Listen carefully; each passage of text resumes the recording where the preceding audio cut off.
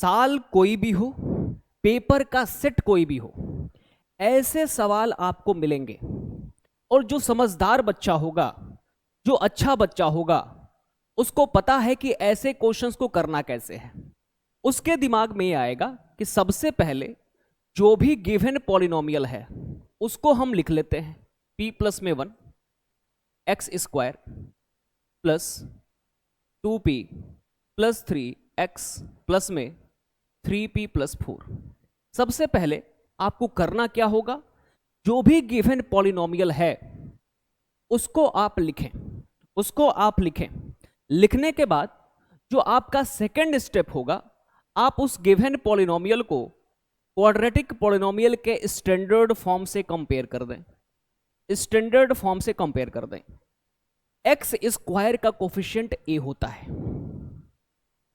तो जो भी एक्स स्क्वायर के साथ में दे रखा है वही आपका ए है, तो ए की वैल्यू हो जाएगी p प्लस 1। जो भी x के साथ दे रखा है वही आपका b है, तो b की वैल्यू हो जाएगी 2p प्लस 3। जो भी बिना x वाला है वो c है, और c की वैल्यू हो जाएगी 3p प्लस में 4। फिर इसके बाद आपको करना क्या है, जब आपको a b c की वैल्यू मिल जाए तो आपके पास दो पैरामीटर्स अवेलेबल होते हैं। कौन कौन से पैरामीटर्स भाई? Alpha plus beta, alpha plus beta जिसको बोलते हैं sum of zeros. Sum of zeros का मीनिंग ये है कि जीरोस को हम जोड़ेंगे तो क्या मिलेगा। तो सम ऑफ जीरोस जो होता है उसका फॉर्मूला होता है minus b minus of b upon a. हम यहां से देख सकते हैं जो हमको b मिला हुआ है उसकी वैल्यू है 2p प्लस 3, और जो a मिला हुआ है वो है p प्लस में 1। फिर हमारे पास आता है प्रोडक्ट ऑफ जीरोस जिसको बोलते हैं अल्फा इंटू बीटा, जिसको बोलते हैं अल्फा इंटू बीटा, जिसको बोलते हैं प्रोडक्ट ऑफ जीरोस। तो प्रोडक्ट ऑफ जीरोस जो होता है वो c अपॉन में a। c कौन है? c की पहचान क्या है? इसको बोलते हैं कांस्टेंट टर्म। कांस्टेंट टर्म का मतलब यह है कि जिसके साथ वेरिएबल ना जुड़ा हो, जिसकी संगति वेरिएबल के साथ ना हो, उसको बोलते हैं कांस्टेंट टर्म। और डिनोट किससे करते हैं? स्मॉल c से। डिनोट किससे करते हैं? स्मॉल c से। तो हमारे पास c की वैल्यू यहां से आप देख सकते हैं कि बिना x वाला या फिर बिना वेरिएबल वाला है कौन? बिना वेरिएबल वाला है 3p प्लस 4, और a हमारा जो पहले था अभी भी वही है, तो a की वैल्यू है हमारे पास p प्लस 1। तो आपके पास कोई भी क्वेश्चन इस टाइप का दिखे, आप सबसे पहले करेंगे क्या? तो स्टैंडर्ड फॉर्म से कंपेयर करेंगे। स्टैंडर्ड फॉर्म से कंपैरिजन करने के बाद जो भी ए बी सी की वैल्यू है उसको आप लिख देंगे। उसके बाद निकालेंगे अल्फा प्लस बीटा जिसको बोलते हैं सम ऑफ जीरोस, फिर निकालेंगे अल्फा इंटू बीटा जिसको बोलते हैं प्रोडक्ट ऑफ जीरोस। हमारे पास जो गिवन कंडीशन है इसमें बोल रखा है कि जो सम ऑफ जीरोस हैं गिवन पॉलिनोमियल के उसकी वैल्यू है -1, मतलब अल्फा प्लस बीटा की वैल्यू हमको दे रखा है -1। इसको आप इक्वेशन नंबर 3 मान लीजिए, इसको आप इक्वेशन नंबर 1 मान लीजिए, इसको आप इक्वेशन नंबर 2 मान लीजिए। अल्फा प्लस बीटा की वैल्यू जो यहां है वही क्या इसके बराबर होगी? भाई एक अल्फा प्लस बीटा दो जगहों पे दो वैल्यू देने दे सकता। तो एक बार हमको अगर minus of 2p plus 3 upon में p प्लस 1 दे रखा है तो यही क्या -1 के बराबर होगा? यही -1 के बराबर होगा। आप बोलोगे यस सर, यही -1 के बराबर होगा। एक बात बताइए, -1 को डिवाइड करेगा तो बन जाएगा +1, तो 2p प्लस 3 अपॉन में p प्लस 1 इक्वल टू में 1।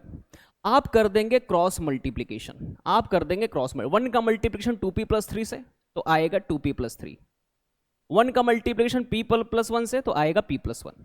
आप एक काम करिए, इस p को इधर भेज दीजिए और +3 को इधर भेज दीजिए, तो 2p माइनस में p हो जाएगा और 1 माइनस में 3 हो जाएगा।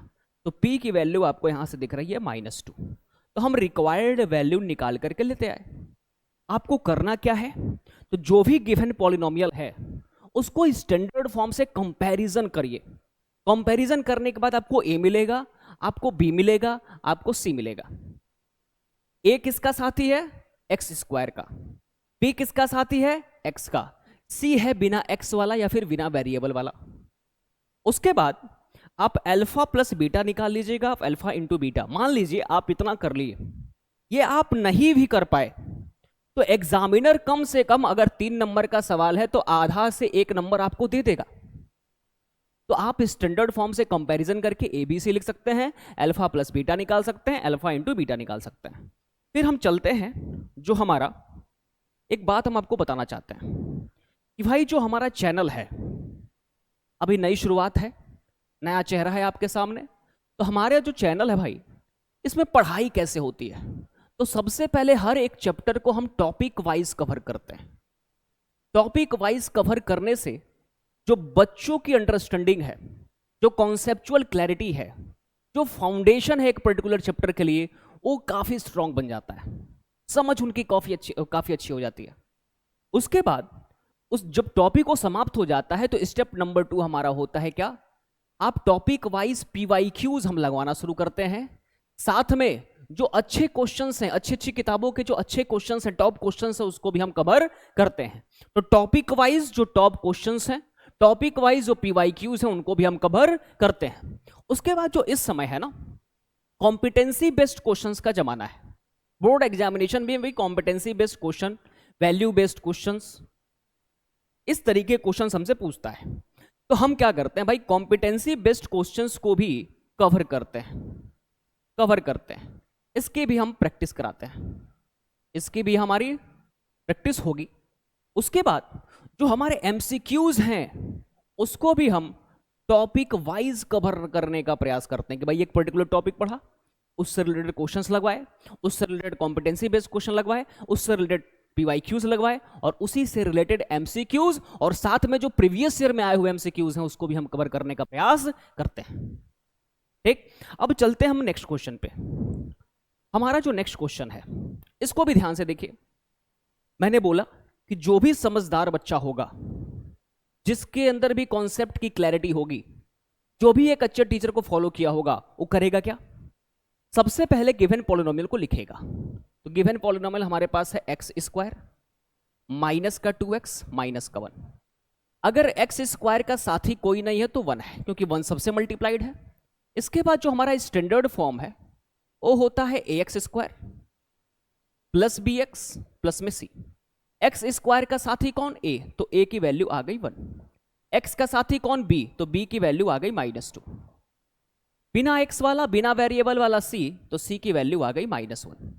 हम यहां से देख सकते हैं कि अल्फा प्लस बीटा की वैल्यू आएगी -b अपॉन में a, तो -2 अपॉन में 1, तो ये हो जाएगा +2। फिर हमारे पास आएगा अल्फा इंटू बीटा, जिसको बोलते हैं हम लोग प्रोडक्ट ऑफ जीरोस। तो प्रोडक्ट ऑफ जीरोस हो जाएगा c अपॉन में a, c इक्वल टू हो जाएगा -1 अपॉन में 1। इसका आंसर आ गया -1। ये आपको कर लेना है, ये आपकी ड्यूटी है, ये आपकी रिस्पॉन्सिबिलिटी है, ये आपका पहला अप्रोच है कि भाई जब भी आपको क्वाड्रेटिक पॉलिनोमियल दिखे उसको स्टैंडर्ड फॉर्म से कंपेयर कीजिए, ए, बी और सी की वैल्यू लिखिए, उसके बाद अल्फा प्लस बीटा निकालिए, आप अल्फा इंटू बीटा निकालिए। ये आपका दायित्व है, ये आपका परम कर्तव्य है। ठीक, आगे बढ़ते हैं। हमारे पास वैल्यू किसको निकालना है, हमको वैल्यू किसकी निकालनी है, 1 अपॉन में 2 अल्फा प्लस 1 अपॉन में 2 बीटा प्लस में 3 अल्फा बीटा। आप क्या करिए, इन दोनों पार्ट के लिए ना, जो ये पार्ट है इसके लिए एलसीएम ले लीजिए। तो जब आप एलसीएम लेंगे तो एलसीएम आएगा 2 times of alpha into beta. 2 alpha से 2 अल्फा कटेगा, बचेगा बीटा। बीटा का मल्टीप्लिकेशन 1 से तो हमको मिल जाएगा बीटा। इधर चले आइए, 2 बीटा से 2 जाएगा, बीटा जाएगा, अल्फा बचेगा, अल्फा का गुणा 1 से तो कर देंगे अल्फा। ठीक, प्लस में 3 अल्फा बीटा। आप बीटा प्लस अल्फा लिखिए या फिर अल्फा प्लस बीटा लिखिए, बात सेम है क्योंकि कॉम्यूटेटिव लॉ को फॉलो करता है भाई सम।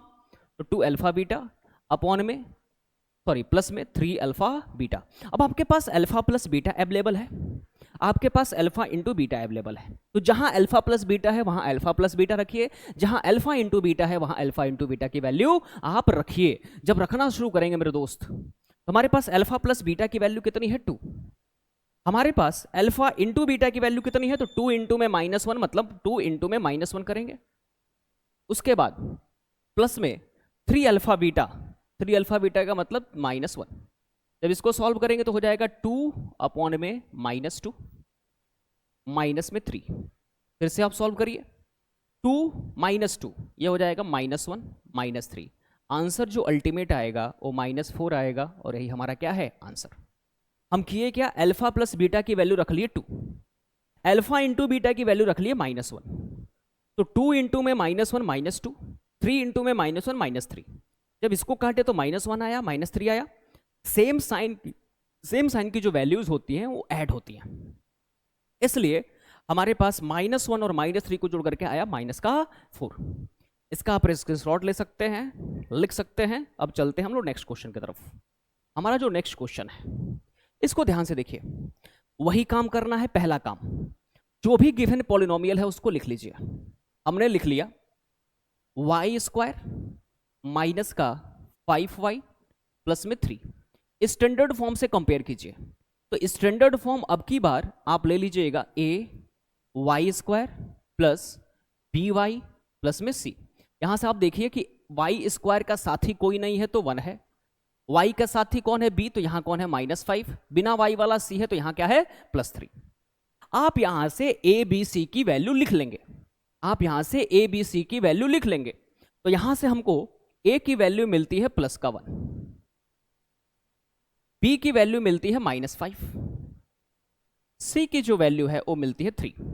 फिर हम क्या करेंगे, अल्फा प्लस बीटा निकाल देंगे, जो होता है -b/a। तो माइनस b की वैल्यू कितनी है -5/1, आंसर आ गया +5। फिर हम अल्फा इंटू बीटा निकालेंगे कैसे, तो c/a। c की वैल्यू कितनी आ रही है हमारे पास 3/1, आंसर आ जाएगा 3। इसके बाद जो हमारे पास रिक्वायर्ड कंडीशन है, जो हमारे पास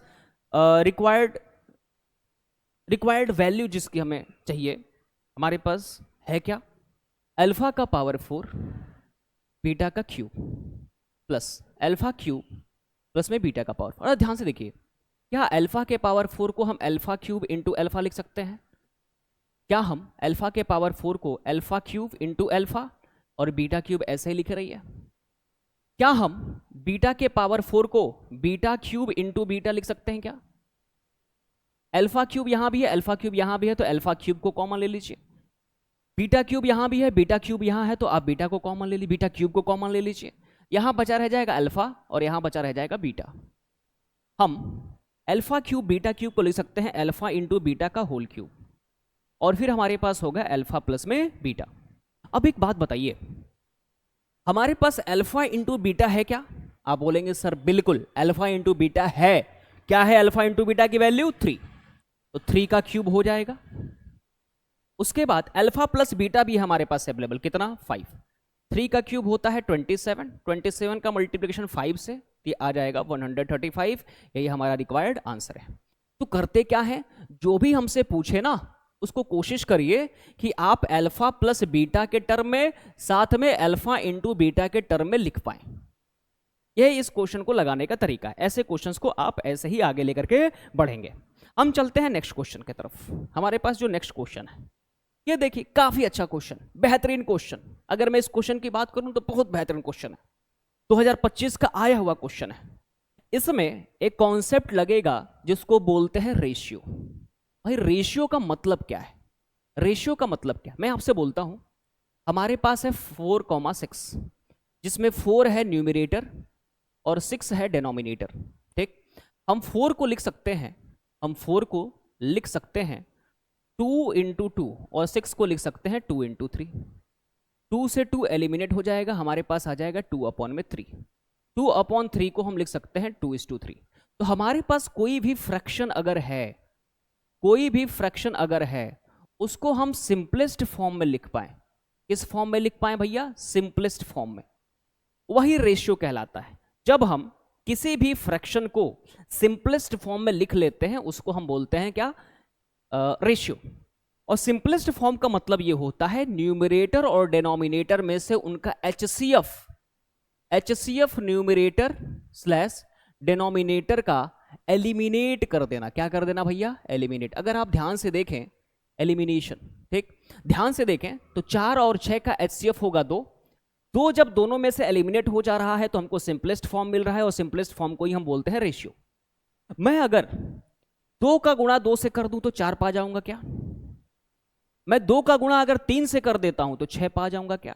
और ये 4 और 6 कैसी वैल्यूज हैं? Original values, original values. तो यहां से ये समझ में आता है कि अगर हम HCF का गुणा, अगर हम HCF का गुणा रेशियो से कर देते हैं तो हमको ओरिजिनल वैल्यू मिल जाती है, हमको ओरिजिनल वैल्यू मिल जाती है। अब चले आते हैं अपने क्वेश्चन की तरफ। हमको जो क्वेश्चन गिवन है, जो रेशियो है अल्फा रेशियो बीटा, ये दे रखा है 3:4। हम मान लेते हैं कि जो HCF है अल्फा और बीटा का O है x। इसका मतलब ये निकल करके आता है कि अल्फा रहा होगा 3x और बीटा रहा होगा 4x। मैं आपसे बोलूं कि अल्फा प्लस बीटा को जोड़ के बताइए तो आप बोलेंगे sir 3x plus 4x equal to में 7x। मैं आपसे बोलूं, इसको इक्वेशन नंबर 1 हमने मान लिया। मैं बोलूं कि अल्फा इंटू बीटा बताइए तो आप बताएंगे 3x इंटू में 4x इक्वल टू हो जाएगा 12x स्क्वायर। ये हो गया इक्वेशन नंबर 2, ये हो गया इक्वेशन नंबर 2। दो बातें हम यहां से लिख लिए रेशियो के हेल्प से। अब चले आते हैं अपने कॉन्सेप्ट की तरफ। जो भी हमारे पास गिवन पॉलिनोमियल है, जो भी हमारे पास गिवन पॉलिनोमियल है, उसको सबसे पहले आप करिए क्या, उसको सबसे पहले आप करिए क्या, लिख लीजिए। हमारे पास गिवन पॉलिनोमियल है px इक्वल टू में x स्क्वायर प्लस में ax प्लस में b। इसके बाद स्टैंडर्ड फॉर्म, स्टैंडर्ड फॉर्म अब की बार ax square plus small bx plus में स्मॉल c नहीं लेंगे। कारण क्या है कि जो गिवन पॉलिनोमियल है उसमें ऑलरेडी स्मॉल a और स्मॉल b का इन्वॉल्वमेंट है, तो कंफ्यूजन क्रिएट ना हो, कंफ्यूजन ना हो भैया, संदेह उत्पन्न ना हो, कंफ्यूजन ना हो, उसके लिए हम करेंगे क्या, स्टैंडर्ड फॉर्म लेंगे capital ax square capital bx plus में कैपिटल c। यहां से a की वैल्यू हमको मिल रही है 1, b की वैल्यू मिल रही है हमको स्मॉल a और कैपिटल c की वैल्यू मिल रही है स्मॉल b। भाई x स्क्वायर का साथी कौन है 1, x का साथी कौन है a, और जो बिना x वाला है वो है b। हमने a b c की वैल्यू लिख ली, हमने a b c की वैल्यू लिख ली। अब यहां से मेरे भाई क्या हम अल्फा प्लस बीटा निकाल सकते हैं? आप बोलोगे सर बिल्कुल, वो होता है माइनस ऑफ b अपॉन में a। तो माइनस ऑफ a अपॉन में 1, तो आंसर आ जाएगा माइनस से, इसको मानिए आप इक्वेशन नंबर 3, इसको मानिए आप इक्वेशन नंबर 3। फिर आप निकाल लीजिए अल्फा इंटू बीटा जो होता है c अपॉन में a। c की वैल्यू कितनी आपको दिख रही है b, b अपॉन में 1, तो ये हो जाएगा स्मॉल b, ये हो गया इक्वेशन नंबर 4। आप एक काम करिए, मैं आपसे पूछूं क्या alpha plus beta equation number 3 में माइनस ए है? क्या alpha plus beta equation number 1 में 7x है? तो from equation number 3, from 1 and 3 हम ये बोल सकते हैं कि माइनस ए की वैल्यू 7x है क्या? बोलो यार, यहां पे अल्फा प्लस बीटा की वैल्यू 7x है, यहां पे अल्फा प्लस बीटा की वैल्यू माइनस ए है, तो क्या दोनों आपस में बराबर हैं? क्योंकि दोनों अल्फा प्लस बीटा की ही वैल्यू है। क्या हम दोनों साइड स्क्वायर कर सकते हैं? कारण क्या है कि हमको जो रिक्वायरमेंट है ना उसमें ए स्क्वायर चाहिए, तो दोनों साइड हम स्क्वायर करेंगे तभी हमको ए स्क्वायर मिलेगा। तो अगर मैं दोनों साइड स्क्वायर कर दूं, अगर मैं दोनों साइड स्क्वायर कर दूं तो माइनस ए का स्क्वायर इक्वल टू में 7x का स्क्वायर होगा। फर्दर सॉल्व करेंगे तो ए स्क्वायर की वैल्यू हो जाएगी 49x स्क्वायर, और इसको मान लीजिए आप इक्वेशन नंबर 5, इसको मान लीजिए आप इक्वेशन नंबर 5, इसको मान लीजिए आप इक्वेशन नंबर 5। एक बात बताइए, अल्फा इंटू बीटा क्या है? 12x square. Alpha into beta क्या है? b। तो क्या मैं यहां से इक्वेशन नंबर 2 और इक्वेशन नंबर 4 से, इक्वेशन नंबर 2 और इक्वेशन नंबर 4 से ये नहीं लिख सकता क्या कि 12x स्क्वायर की जो वैल्यू है वो किसके बराबर है? b के। इसको मान लीजिए आप इक्वेशन नंबर 6, इसको मान लीजिए आप इक्वेशन नंबर 6। अब एक बात बताइए, हमको चाहिए का 12a स्क्वायर, हमको चाहिए 12a स्क्वायर, 12a स्क्वायर। तो 12 इंटू में a स्क्वायर की वैल्यू आपको यहां दिखेगी, a स्क्वायर की वैल्यू है 49x स्क्वायर। तो यहां क्या कर दीजिए आप 49x स्क्वायर। जब आप सॉल्व करेंगे तो ये आएगा 12 9 108, 12 चौक 48 और 10 कितना हो जाएगा 58, तो फिर 588x स्क्वायर। इसको आप इक्वेशन नंबर 7 मान लीजिए। ठीक, मैं आपसे बोलूं 49b, 49b आपको निकालना है, 49b निकालना है आपको, 49b, 49b, 49b, और b की वैल्यू कितनी है 12, सॉरी 49, 49 इंटू में 12x²। जब आप इसको सॉल्व करेंगे तो आएगा 588x², और ये हो गया इक्वेशन नंबर 8। हम यहां से from equations 7 and 8 we get, हमको क्या मिलेगा दोस्तों, जो 12a² है वो किसके बराबर है, 49b के। क्या हम इसको सॉल्व कर पाए, क्या हम इसको सॉल्व कर पाए, बिल्कुल। क्या हम इसको सिद्ध कर पाए, तो हम बोल देंगे हैंस प्रूव्ड। आपको अगर समस्या हो रही हो, देखिए भाई, प्रीवियस स्क्रीन को आप स्क्रीनशॉट ले सकते हैं, लिख सकते हैं, ये हो गया प्रीवियस स्क्रीन।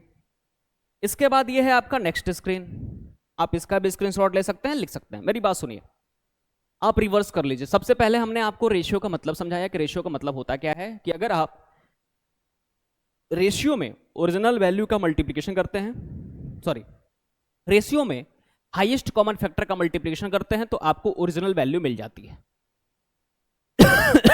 इसलिए अल्फा की वैल्यू होगी 3x और बीटा की वैल्यू होगी 4x। दोनों को जोड़ेंगे तो 7x आएगा, दोनों को मल्टीप्लाई करेंगे तो 12x² आएगा। इसके बाद जो हमारे पास गिवन पॉलिनोमियल है उसको स्टैंडर्ड फॉर्म से कंपेयर करके a, b और c की वैल्यू रख लिए। हमारे पास अल्फा प्लस बीटा अवेलेबल होगा, हमारे पास अल्फा इंटू बीटा अवेलेबल होगा। हम पहले को कंपेयर कर दिए तीसरे से,